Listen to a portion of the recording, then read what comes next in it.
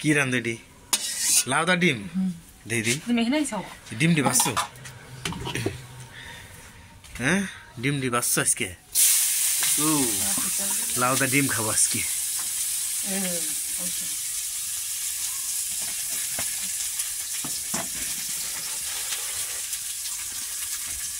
আজকে দেখি আমি লাউদা ডিম কেমনে রান্ধো হ্যাঁ তাড়াতাড়ি করে রান্ধো মেয়ে কি করে ছেলে হেটা কমে বলে উঠতেছে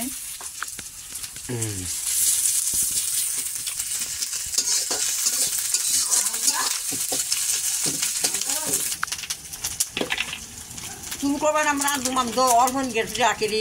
রেশাকান্তা রয়ে চিভার পড়ে নাই তো সেটা কি আমার দোষ না ঠিক আছে দেখবে দিকে আল্লাহ আল্লাহ রে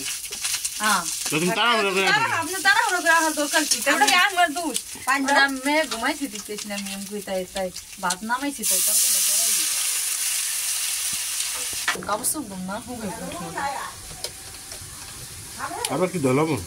লবণ দিছি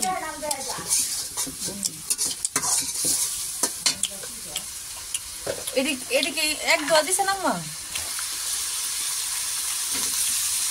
আলু আনছি ফিরে আলু দিয়েছি